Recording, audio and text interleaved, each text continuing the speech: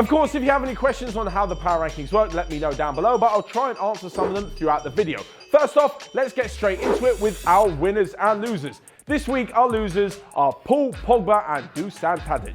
Pogba had a pretty decent game on Friday night as they beat Arsenal, wasn't so good against Burnley, and with everyone else playing fantastically, he drops out of the top 10 altogether. As for Duvan Zapata, his and Ajax's fantastic form came to an abrupt end as they were battered 6-2 by Feyenoord. As for this week's winner, it's Krzysztof Piątek. He's not even in the top 10 because he hasn't been that good over the last 5 games, but in the last week he managed to sign for AC Milan for £30 million and score 2 goals on his full debut in the Cup to see them past Napoli. But before we go any further, let's have a look at last week's table so you know where things stand. In at number 10 was Joshua Kimmich, followed by Dybala, Lewandowski, Tadic, and in number 6 was Lionel Messi. The top 5 was comprised of Kylian Mbappe, Marcus Rashford, Edinson Cavani in 3rd, Mohamed Salah climbing all the way to 2nd, and Paul Pogba was in fact 1st. But moving on to this week, and we will start with number 10.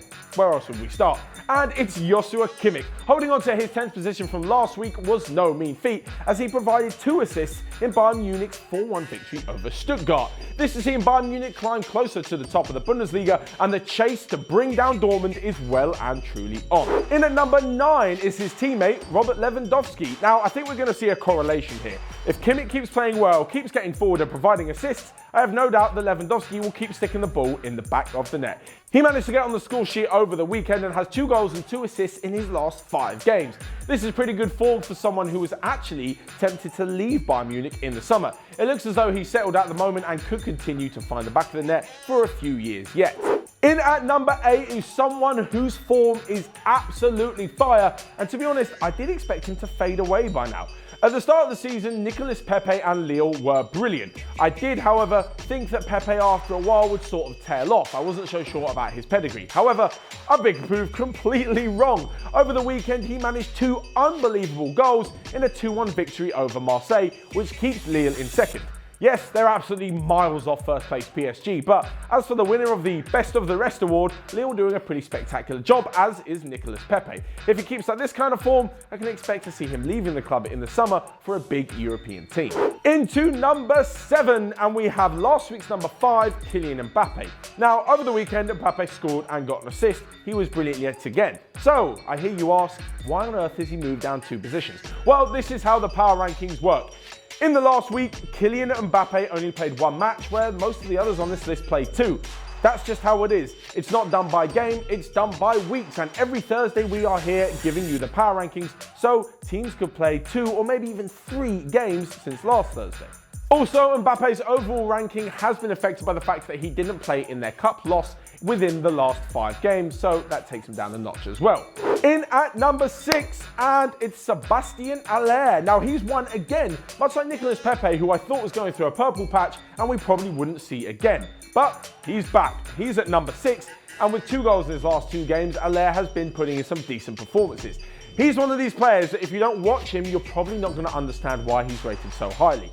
2 goals in the last 2, it's good, okay? It's good for a striker. You probably should be scoring in most games. But it's what he brings to the rest of the team which makes him so good. The likes of Luka Jovic and Ante Rebic around him benefit from his hold-up play and all of his hard work. So even when he's not getting on the score sheet, he's still being a brilliant forward, much like Roberto Firmino is. He's always really good playing around the game, linking the midfield and getting the assists, but not necessarily getting too many goals. So with that said, it concludes numbers 10 to 6. However, as we move into the top 5, there are a few names you may not expect to be in there. Now, number 5 is a 36-year-old Italian playing for Sampdoria. I'm not gonna lie, I definitely wouldn't have expected to put him in the list, so much so that I haven't actually been tracking him on the database until a few weeks ago. This is because he was close to, has now equaled, and at the weekend will probably break a Serie A record. That is the record for the most consecutive games scored in the league. Now, you may remember a few seasons ago that in the Premier League, Jamie Vardy broke this record of Ruud van Nistelrooy by scoring in 11 games in a row. Well, at the moment, Fabio Quagliarella, the 36-year-old, is on 11 games in a row and tying with Totti. That means if he scores the weekend, he'll take it to 12 games, and he's just in absolutely ridiculous form. I'm not sure it's enough to take him back into the Italian squad, but still being brilliant nonetheless. Into number 4 now, we have a player who is down 1 position from last week, despite scoring 2 goals. In the 4-1 victory over Rennes, PSG were dominant and Edinson Cavani was at the forefront of everything great they did. He managed to get 2 goals, but as I said, moved down 1 place from last week, but it's not actually his fault. It's because the top 3 have been absolutely unbelievable in the last few games. They managed to all jump over him, and so, still no disgrace, he sits in number 4 this week. Well done, Edinson Cavani. But moving into the top 3 now, and it's a name who you can expect to see lighting up the football pitch for the next 10 to 15 years. Jadon Sancho. I have no doubt in my mind that this guy can go on to be an unbelievable player. It's been proven that when given the opportunity, some of the English youngsters can actually shine. Probably why so many of them have moved or have been linked with moves to the Bundesliga. As for Sancho, he is now a key part of Dortmund's starting 11, the same Dortmund that are currently topping the Bundesliga. In their smashing 5-1 win over the weekend, he managed to provide 2 assists and now across the season has 9 assists. That's 1 less than Lionel Messi and Eden Hazard. Some fantastic company indeed for the youngster. If reports are to be believed, Sancho's price tag is now around the £100 million mark, but even so, I can't even see a team bidding for him or him leaving.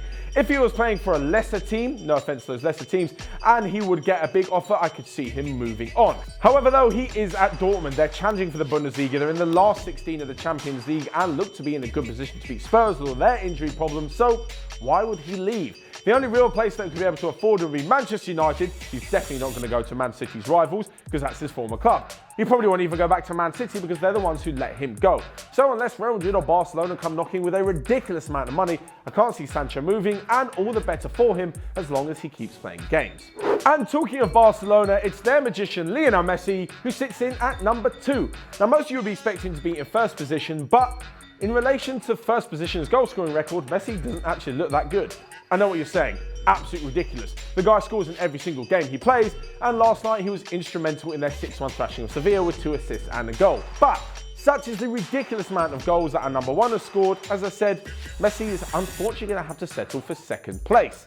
Despite this though, this is obviously a massive markup from last week's number 6, so I'm sure he'll be happy with that. So into the number 1 spot, and who is it? It's a completely new entry because much like Quagliarella, he wasn't actually on my radar and I only entered him into the system a few weeks ago. But his goal scoring record has continued, and sitting in at number 1 this week is Atalanta's Duvan Zapata. The Colombian is in the most ridiculous form. He is currently the best striker in Europe. All competitions, all teams. The guy has got 17 goals in the last 10 games. So let me give you a quick rundown of what he's been doing in the last few weeks. As mentioned, he has 17 goals in 10 games. He scored 2 goals as Atalanta knocked out Juventus in the Italian Cup, and he scored 4 goals in the previous weekend against Frosinone. Now I know what you're going to say, who are that team? I don't care. Regardless of what you're doing, to bag 4 goals in a top flight game, ridiculous. For those of you who are going to say, well, Matt, it's not the last 10 games that count in which he scored 17 goals. We take the last 5 games on Power Rankings. Fine, let's take the last 5 games. He has 9 goals. The guy at the moment is on absolute fire, and if he continues this kind of form, well, you can see his parent club, Sampdoria, getting a hell of a lot of money for him. There's no chance, surely, that Sampdoria will let him go back on loan to Atalanta or anywhere else. Well, maybe if 36-year-old Fabio Quagliarella keeps banging them in, they won't need Zapata. No, surely not. Maybe they'll play both of them up front. There's so many opportunities for goals in this team. However, as mentioned before, if a big club does come in with a fee of around 80 to 100 million, I'm sure Sampdoria aren't going to turn it down. I know that may sound crazy, but for the best striker in Europe, surely you definitely pay that regardless of who they are. So that is the end of the video. That is our top 10 players in this week's Power Rankings. But what do you guys think? Who would you have in your top 10? Who wouldn't you have? Who makes your top 3? And is Zapata really worthy of the number 1 position? I mean, his goal stats speak for themselves. Of course, you can smash the like button once you're down there near the comment section, and also click here to check out all of the other videos that we've got going on OneFootball. But until next time, next Thursday, I will see you guys later.